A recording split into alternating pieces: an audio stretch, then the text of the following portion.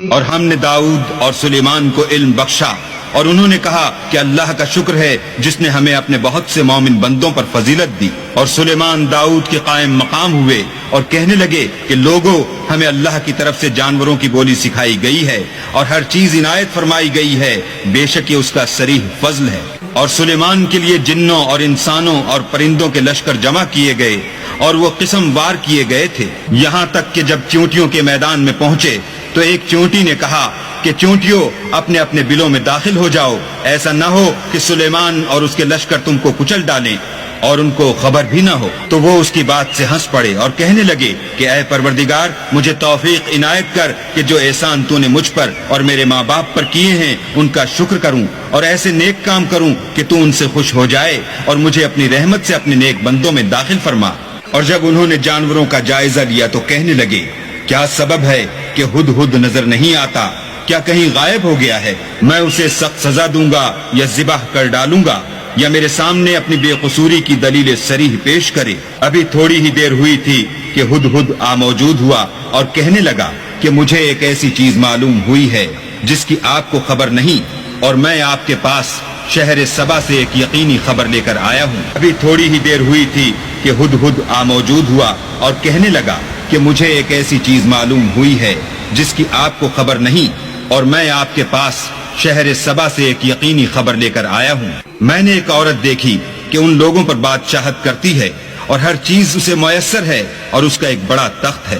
میں نے دیکھا کہ وہ اور اس کی قوم اللہ کو چھوڑ کر آفتاب کو سجدہ کرتے ہیں، اور شیطان نے ان کے اعمال انہیں آراستہ کر دکھائے ہیں اور ان کو رستے سے روک رکھا ہے، پس وہ رستے پر نہیں آتے اور نہیں سمجھتے کہ اللہ کو جو آسمانوں اور زمین میں چھپی ہوئی چیزوں کو ظاہر کر دیتا اور تمہارے پوشیدہ اور ظاہر اعمال کو جانتا ہے، کیوں سجدہ نہ کریں؟ اللہ کے سوا کوئی عبادت کے لائق نہیں، وہی عرش عظیم کا مالک ہے۔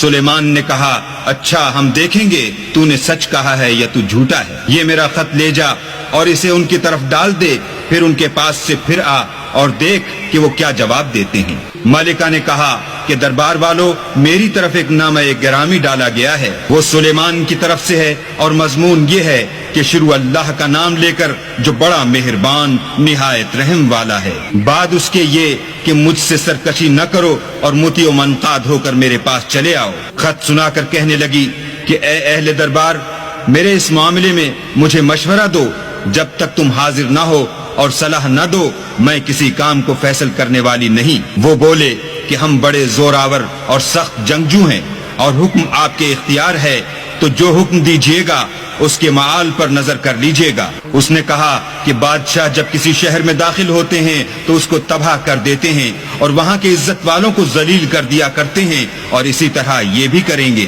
اور میں ان کی طرف کچھ تحفہ بھیجتی ہوں اور دیکھتی ہوں کہ قاصد کیا جواب لاتے ہیں۔ جب قاصد سلیمان کے پاس پہنچا تو سلیمان نے کہا، کیا تم مجھے مال سے مدد دینا چاہتے ہو؟ جو کچھ اللہ نے مجھے عطا فرمایا ہے وہ اس سے بہتر ہے جو تمہیں دیا ہے۔ حقیقت یہ ہے کہ اپنے تحفے سے تم ہی خوش ہوتے ہوگے۔ ان کے پاس واپس جاؤ، ہم ان پر ایسے لشکر لے کر حملہ کریں گے جن کے مقابلے کی ان میں طاقت نہ ہوگی، اور ان کو وہاں سے بے عزت کر کے نکال دیں گے اور وہ ذلیل ہوں گے۔ سلیمان نے کہا کہ اے دربار والو، کوئی تم میں ایسا ہے کہ قبل اس کے کہ وہ لوگ فرما بردار ہو کر ہمارے پاس آئیں، ملکہ کا تخت میرے پاس لے آئے؟ جنات میں سے قوی ہیکل جن نے کہا کہ قبل اس کے کہ آپ اپنی جگہ سے اٹھیں میں اس کو آپ کے پاس لا حاضر کرتا ہوں، اور مجھے اس پر قدرت بھی حاصل ہے اور امانت دار بھی ہوں۔ ایک شخص جس کو کتاب الہی کا علم تھا کہنے لگا کہ میں آپ کی آنکھ کے جھپکنے سے پہلے اسے آپ کے پاس حاضر کیے دیتا ہوں۔ جب سلیمان نے تخت کو اپنے پاس رکھا ہوا دیکھا تو کہا کہ یہ میرے پروردگار کا فضل ہے تاکہ مجھے آزمائے کہ میں شکر کرتا ہوں یا کفران نعمت کرتا ہوں، اور جو شکر کرتا ہے تو اپنے ہی فائدے کے لیے شکر کرتا ہے، اور جو ناشکری کرتا ہے تو میرا پروردگار بے پرواہ اور کرم کرنے والا ہے۔ سلیمان نے کہا کہ ملکہ کے امتحان عقل کے لیے اس کے تخت کی صورت بدل دو، دیکھیں کہ وہ سوجھ بوجھ رکھتی ہے یا ان لوگوں میں سے ہے جو سوجھ بوجھ نہیں رکھتے۔ جب وہ آ پہنچی تو پوچھا گیا کہ کیا آپ کا تخت بھی اسی طرح کا ہے؟ اس نے کہا کہ یہ تو گویا ہو بہو وہی ہے، اور ہم کو اس سے پہلے ہی سلیمان کی عظمت و شان کا علم ہو گیا تھا اور ہم فرما بردار ہیں۔ اور وہ جو اللہ کے سوا اور کی پرستش کرتی تھی، سلیمان نے اس کو اس سے منع کیا، اس سے پہلے تو وہ کافروں میں سے تھی۔ پھر اس سے کہا گیا کہ محل میں چلیے. جب اس نے اس کے فرش کو دیکھا تو اسے پانی کا حوض سمجھا اور کپڑا اٹھا کر اپنی پنڈلیاں کھول دی. سلیمان نے کہا یہ ایسا محل ہے جس کے نیچے بھی شیشے جڑے ہوئے ہیں. وہ بول اٹھی کہ پروردگار میں اپنے آپ پر ظلم کرتی رہی تھی اور اب میں سلیمان کے ہاتھ پر اللہ رب العالمین پر ایمان لاتی ہوں.